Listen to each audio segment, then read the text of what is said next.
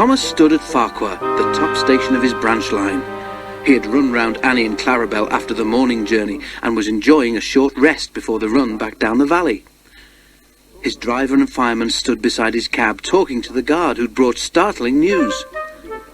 "Did you know that the station master was burgled last night?" he was asking. Thomas's driver shook his head. "You don't say," he exclaimed. "I didn't know he had anything worth stealing." "He's won cups for gardening," exclaimed the fireman. "All taken, and then the scoundrels had the cheek to pinch his car to carry them away in." "Not that new one he's so proud of," said the driver. The guard nodded, and at that moment the signal rose to show that the line was clear. The driver and fireman climbed into Thomas's cab. The guard blew his whistle, waved his green flag, and got into Clarabel, and Thomas set off.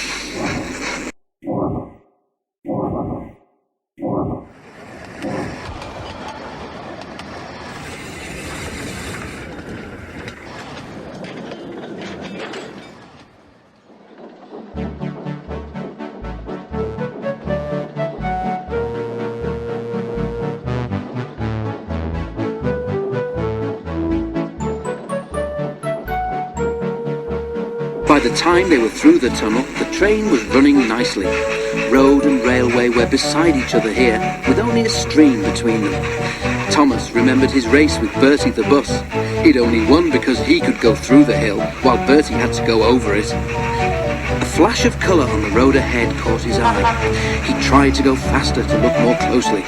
"Steady, Thomas," said his driver. "There's plenty of time." "Can't we get closer to that car?" panted Thomas. "It looks like station masters to me." "Lots of cars look like that," laughed the driver, but he opened the regulator and they began to draw level. There were two men in the car. They waved when they saw Thomas and tried to go faster. "That's the car all right, Thomas," said the fireman, "and those two must be the thieves. But we can't stop them, and they'll be gone long before the next station." "We need pencil, paper, and something to put a note in," said the driver. "We'll throw a message out at the next signal box." Quickly, he wrote the note, and they put it in the fireman's empty lunch tin. Then, going ahead of the car, Thomas whistled to attract the signalman's attention. They slowed so that the fireman could throw the box up to him, and as they went past, both driver and fireman shouted "Police!" at the top of their voices. By now, the stolen car had gone well ahead, and Thomas did not see it again.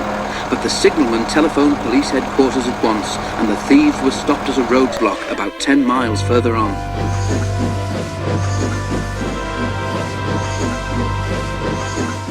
That afternoon, the Fat Controller travelled in Annie to Farquhar. When he got there, he and the station master climbed onto a porter's trolley. They told the passengers the whole story, and the station master thanked Thomas, his driver, and his fireman for their prompt action.